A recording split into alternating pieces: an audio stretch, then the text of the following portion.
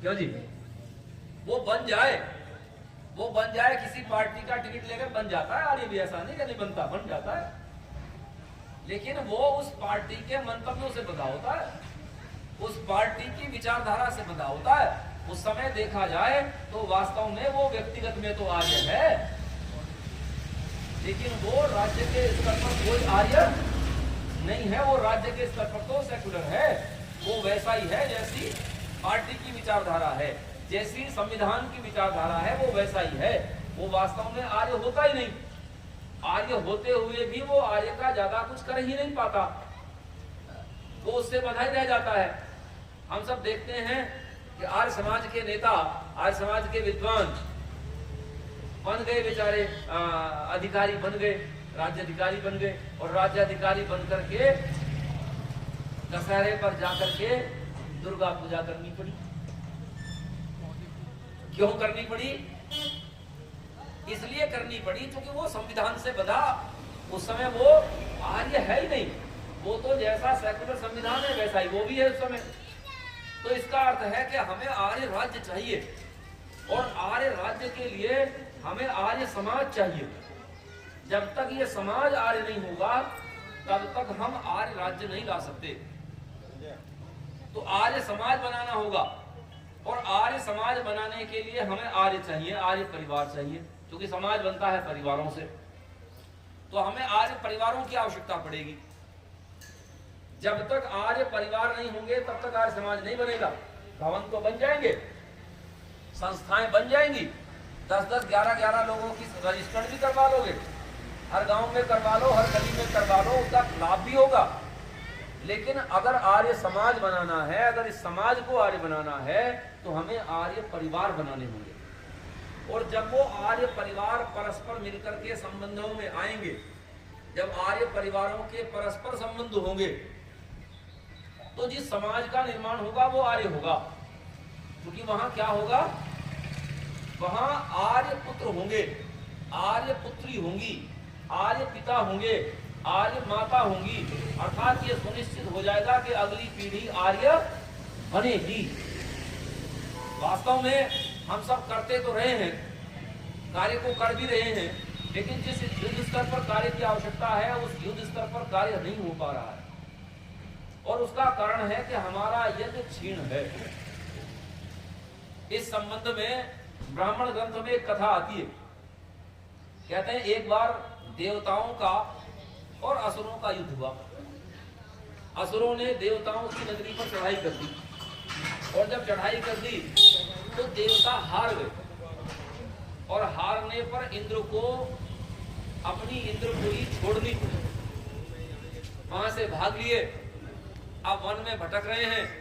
तो भटकते हुए गुरु बृहस्पति से देवताओं ने पूछा कि गुरुवर, हम तो देवता हैं, हमारे पास तो दिव्य गुण है, हमारे पास तो दिव्य अस्त्र शस्त्र है, हमारे पास तो दिव्य सामर्थ्य है, उस दिव्य सामर्थ्य के होते हुए भी हम हार कैसे गए? तो गुरु बृहस्पति जानते थे पर बताया नहीं। गुरु बृहस्पति ने कहा ऐसा करते हैं, ब्रह्मा जी के पास चलते हैं, क्योंकि वो जानते हैं जितनी बात ब्रह्मा जी की मानी जाएगी उतनी हमारी नहीं मानी जाएगी। तो ब्रह्मा जी के पास चले गए, और ब्रह्मा जी ने पूछा कि भाई क्या जानना चाहते हो? तो उन्होंने अपनी समस्या बताई। समस्या बताई तो ब्रह्मा जी ने ज्यादा नहीं बोलते, क्योंकि ब्रह्माओं का एक गुण माना जाता है कि जब यज्ञ पर भी ब्रह्मा बैठे होते हैं ना, तो ब्रह्मा केवल बोलते हैं आरंभ, और बाकी एक पार्टी और बाकी जो पुरोहित हैं, बाकी जो ऋषि हैं वो आरंभ कर देते हैं। ब्रह्मा केवल जहां रोकना होता है रोक देते हैं, जहां विशिष्ट मंत्र का उच्चारण करना होता है वहां निर्देश कर देते हैं। यानी ब्रह्मा जी केवल निर्देश करते हैं। ब्रह्मा जी यज्ञ में ज्यादा कुछ कराते नहीं है, कम बोलते हैं, वो केवल कंट्रोलर होते हैं। तो ब्रह्मा जी ने कहा कि देवताओं, आपका यज्ञ क्षीण हो गया है, इसलिए उन्होंने कहा जी फिर हम पुनः अपना स्थान प्राप्त करने के लिए क्या करें? तो ब्रह्मा जी बोले यज्ञ करो, जो क्षीण हो गया उसे कुछ करो। इंद्र बोले मैं यज्ञ तो क्या करूं, मेरे पास तो अपनी भूमि भी नहीं है, यज्ञ कहां करूं? तो ब्रह्मा जी मुस्कुराते हुए बोले बोले अब भिखारी हो ही गए हो तो मांग लो। और इंद्रदेव ने बात मानी और असुरों के राजा के पास गए कि महाराज आप जीत गए, मैं हार गया, मैं अपनी हार स्वीकार करता हूं और आपसे कुछ मांगना चाहता हूं।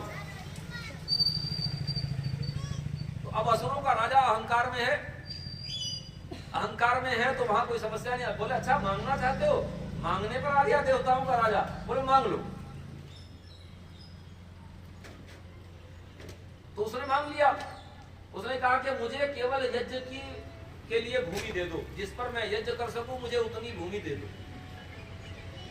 अब बड़ा प्रसन्न हुआ। बोले मांगा भी तो क्या मांगा, केवल यज्ञ की भूमि, 2-4 गांव मांग लेता मैं तो तब भी दे देता। तो उसने यज्ञ की भूमि मांग ली और यज्ञ आरंभ कर दिया। यज्ञ आरंभ हुआ। शास्त्र कहता है कि देवता यजन करते गए, यज्ञ पुष्ट होता गया और जैसे जैसे यज्ञ पुष्ट होता गया वैसे वैसे देवता पुष्ट होते गए और देवता पुष्ट होते गए, उनका सामर्थ्य बढ़ता गया तो असुरों का सामर्थ्य घटता गया और जब उनका सामर्थ्य घटता गया तो सामर्थ्य को बढ़ाते हुए अंततः देवताओं ने अपने स्थान को, अपने राज्य को प्राप्त कर लिया। इसका अर्थ है कि यज्ञ से राज्य प्राप्त हो सकता है। तो निश्चित रूप से यज्ञ से राज्य प्राप्त हो सकता है, लेकिन अग्निहोत्र मात्र से नहीं, ये ध्यान रखेंगे।